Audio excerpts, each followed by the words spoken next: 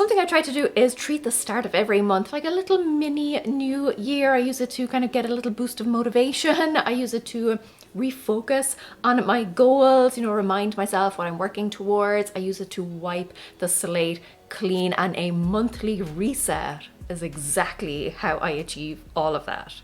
Let's go. Hi guys, it's Laura and I help you live a simpler, happier, more spacious life. And Jovi, my little co-star, is here with me too, as always. But the last day of the month is reset day for me. Now I've been looking at it and I'm thinking I'm probably going to have to divide this up. I do it over 2 days because the list is getting pretty long, feeling a little bit overwhelming, so I might benefit from breaking it down. But for now, this is everything that I do on a monthly reset day. It is when I tie up all of those loose ends, and it starts for me with duo tasking, a wonderful word that I discovered recently, which essentially means that you set a task in motion, so that can be working away in the background while you go work on something else. So it could mean delegating a task to someone else, or it could mean, you know, setting your appliances on a timer or something. The way that I like to do it is by setting the washing machine to run. So I put a wash load in. It could also mean filling the dishwasher and letting that run while you go do something else. So generally I keep on top of laundry every week. I put in 1 load a week, but at the end of the month, you know, there's an extra load or 2 that needs to go in, or I will use this time to wash kind of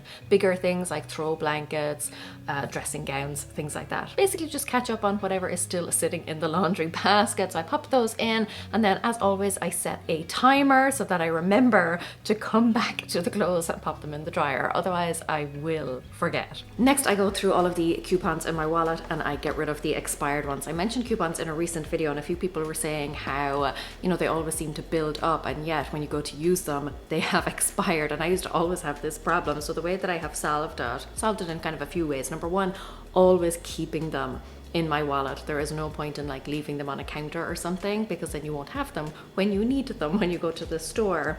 I also make a habit then of, while I'm waiting to check out, just flicking through and see if I have any that will work for whatever I'm buying, and just going through them on a monthly basis. Not only does it help them like stop piling up because I'm getting rid of the expired ones on a regular basis, but it reminds me of what I actually have. So I'm like, oh, I have a coupon for butter.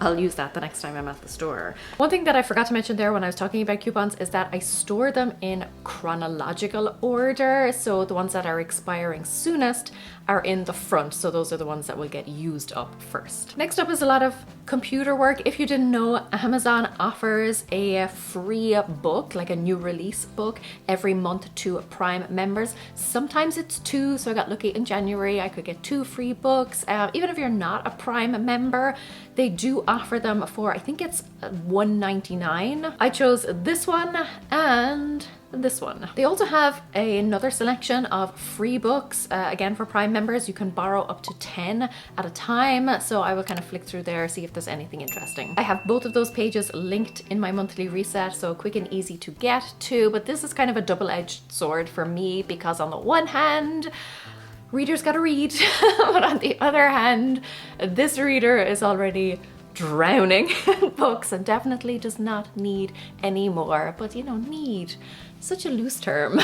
After that is some kind of like just admin stuff. So I will update my blog. I will go through any comments, delete all the spam comments that I get, like a million bajillion every month. And then I will choose my meals for the month. So we use a meal delivery service, which is wonderful and I do love it. But this year I am hoping to kind of wean myself off it a little bit by just learning how to cook those meals myself, and then I can just go to the store and buy the stuff, because while it is very convenient, it is wonderful to have it all delivered to my door, I would prefer to buy kind of organic ingredients, slightly better quality ingredients. So yeah, that's a plan for this year. Next it gets really nerdy because that's when I dive in and update all of my financial spreadsheets. This can be a little bit of a nightmare, particularly if I don't stay on top of it, because I have to file taxes in 2 different countries. I file taxes in Ireland and I file taxes here in the US, and it's not fun, and it is why I have accountants and they are worth every penny I pay them. Yeah, I go through bank statements from that month and I update anything, pop them into the spreadsheet, and it just means that come tax season,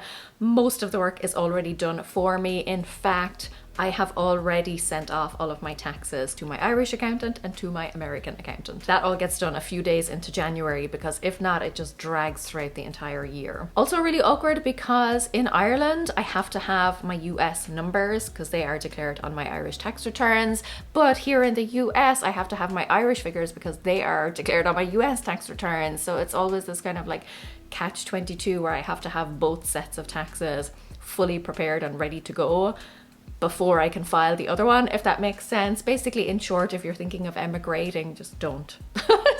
It's too awkward.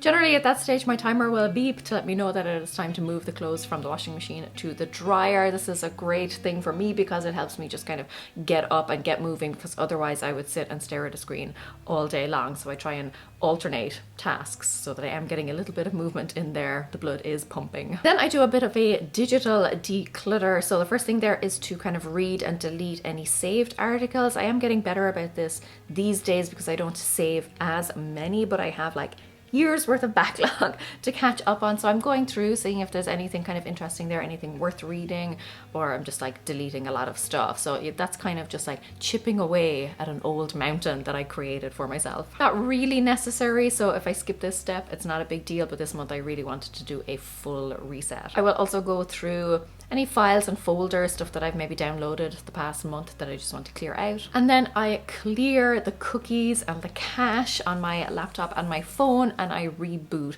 both devices just so that companies aren't following me around the internet for the following month, and just to kind of, yeah, give my phone and my laptop a little bit of a refresh. Next is the task that I probably dread the most. I'm not really sure why, it's just kind of like an awkward task, but I know that it's important. But yeah, if I'm going to skip any task as part of the monthly reset, it's probably going to be this one. So I hadn't done it in like months and months, and that is cleaning and dusting my plants. Now, if you're not a plant parent, this probably seems totally over the top, but the plants get really dusty, their leaves get really dusty, which means they can't properly absorb light and stuff, blah, blah, blah. Then they will die. I will be sad. But I'm trying to develop my green thumbs. So I'm doing what I can to keep these plants alive. So that's something that I kind of committed to doing every month. Like I said, I don't always do it every month, but it had been quite a while and there was quite the build up. So I went around, gave them a quick dust, a quick clean. It also helps me to kind of just inspect them, make sure that there's no creepy crawlies on there or anything that I need to take care of. For some plants, this is a little bit more awkward because they have a lot of leaves, or they have very small leaves, or they're just like tightly packed. So I'm not like overly fussy about it. Like I don't get into every nook and cranny of the plant. And then there are some plants that are very easy because they have very few leaves or they're large leaves. And then there are some plants that are essentially dead. It's just like a stick in a pot, but I'm just not quite ready to give up on them yet. Poor Chucky, he will come back to life. I have faith. Then I top up like toiletries and paper products, so like hand soaps, detergents, wipes, etc. The reason I do that as part of my monthly reset is because it saves me from getting to the point where something runs out and then I realize that I don't have a replacement or a refill for it. So doing it on a monthly basis just kind of helps me keep on top of them and helps me spot when I need to reorder something. Most of my stuff comes from Grove.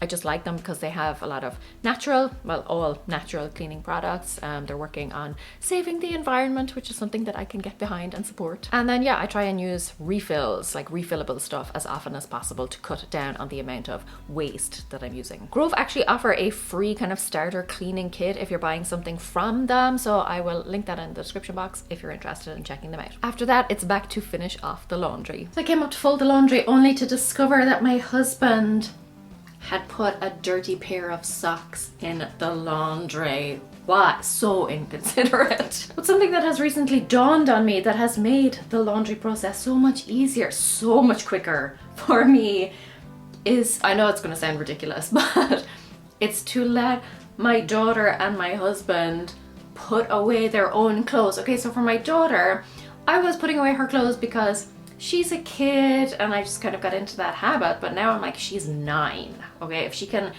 play video games and go to school and do homework and all that sort of stuff, she can hang up and put away her own clothes. And my husband, the reason I was doing his laundry for so long is because he was doing the majority of the cooking, whereas now I am doing my fair share of cooking. So I feel that it's only right and proper that he should fold and put away his own clothes. I still wash and dry them for him, but I generally find like the folding, the hanging, the ironing, all of that stuff, putting the stuff away is the longest part of laundry for me. Like throwing the stuff in the washing machine, throwing stuff in the dryer, easy peasy. Putting it away, not so much. So now that I get them to do theirs, so much faster. Oh my goodness. That's the dog tippy tapping on the floor there. That's what you can hear. For now, all I have to do and all that I had as part of this cleanup was pajamas. Socks. Next is when I like to tackle a few house projects and things that have been lingering on my list for quite some time. You know, things that I've been meaning to get done that I keep telling myself that I really should do. The monthly reset day is when I just try and tick them off. First up is to declutter 5 items. Now, you will know if you've been watching me for a while that decluttering is basically my life's blood. I do it on a very regular basis. I have like big decluttering sessions that I do, but this is kind of an extra challenge for me to just make sure that I'm keeping on top of it on a regular basis. So just finding 5 things, and I have to say this month, it was actually pretty difficult for me, and I was very pleasantly surprised by that. I had to go around a few places to actually find 5 items that I was ready to part with. It was a lovely feeling because even though I've been decluttering for years, I sometimes look around and still feel like the place is cluttered. But yet, this month when I was actively going around looking for clutter, I did actually find it difficult. So my hard work is finally paying off. So every month I try and tackle one project, like one bigger task that I have been putting off because I just do not want to do it. This one requires gloves because I'm going outside. I foolishly learned from my mistakes, took the cushion covers off of the outside couch to wash them, and then I didn't put them back on, and they've been sitting out there. I've got like just the cushions, the inside, the filling, which like there's bits of fluff and stuff coming off them, and then I've got the cushion covers and they're just a nightmare to put back on. I don't know what I was thinking. If you have outdoor seating stuff, just wash it without taking the covers off, like take a power wash to it or whatever you need to do. I've been putting this off for 2 or 3 weeks, and yeah, there's just fluff and bits everywhere and the dog is eating it and stuff, so I need to get it done. And it is snowing outside. Well, it's not currently snowing, but there is snow on the ground. It is very cold, like below freezing. Sub-zero temperatures out there. Never again. I'd rather have dirty cushions. And then comes the fun part. So I do a monthly review in my digital planner. This gives me plenty of time to kind of reflect on the month that has just been. It helps me to refocus on my goals. It helps me to celebrate my wins, learn from any lessons, any mistakes that I made along the way, and then just kind of set my goals or my intentions for the coming month, or to retweak them. You know, sometimes I find that a goal that I set myself isn't actually all that important to me anymore, so I can just get rid of it, replace it with a new one, or just make a few changes so that it is more in alignment with what I want, because sometimes what I think I want and what I actually want are 2 different things. I may have a good intention of doing something, but through reflecting I realized that what I really want was something kind of a little bit deeper, a little bit more meaningful. So anyway, yeah, the monthly review is a great time to go through all of that, make some changes, and kind of recommit to goals. I get myself all nice and comfortable, cozy and warm, usually grab a snack, and then I sit down and I reread through my journal entries from that month, and that is where I remember what I was doing, what I was achieving, what I was working on, because otherwise I would not remember anything. I have a terrible memory. So writing everything down, really helpful for me, and then I can just review. There is also a monthly highlights page in my digital planner, and I use that to paste in all of my favorite photos, like my favorite memories from that month, and it is a great kind of at a glance look at these special standout moments. For these reviews I use my own digital planner. If you're interested in checking it out, I will leave a link in the description box, but honestly you can just use a piece of paper and a pen, or what I used to use like years ago was just an empty Word document and just type everything into there. But I really do prefer my own digital planner because it just gives me the prompts that I need, it gives me the space that I need, I can paste in all of those photographs, and it just keeps everything all together in one place. So then with everything that I learned from that review, I go ahead and I plan the upcoming month, and this all starts for me with my vision board, where I just kind of paste in some photographs of things that I want to work on, things that I want to achieve, things that I want to maintain, all that type of stuff. I will write down my goals, like my actual goals at the side. But yeah, a great vision that I can just look at, remind myself very quickly of what I'm working towards. And then it comes time to actually plan out the month. So looking at those goals, I try and schedule them in, like all of the action steps, I schedule them into the month. Now, I will say that I don't spend a huge amount of time on this because I used to plan out every day for the coming month, but then like things happen, things change along the way, and I was just having to switch it up so frequently that it didn't make sense to like be really detailed about it. So nowadays I just kind of give myself a rough outline. It's really just to remind myself as the month goes on of what I'm supposed to be working on, gives me an idea of when I might be able to work on it, and yeah, keeps me making progress on my goals, keeping them top of mind, and hopefully moving towards achieving them. I really love the feeling of being able to tick off so many tasks in one day, to kind of get that fresh start feeling and that new year feeling on a regular basis, you know, every single month. If you have no idea where to start, maybe if it's a little bit intimidating for you, then I would definitely recommend that you grab my free checklist and then check out this video where I broke my process down into 3 simple steps. So this one talks about my weekly reset, but the process is the exact same for all of my resets. So go check that one out, and until then, go raibh míle maith agaibh, agus feici mé sibh go luath. Slán!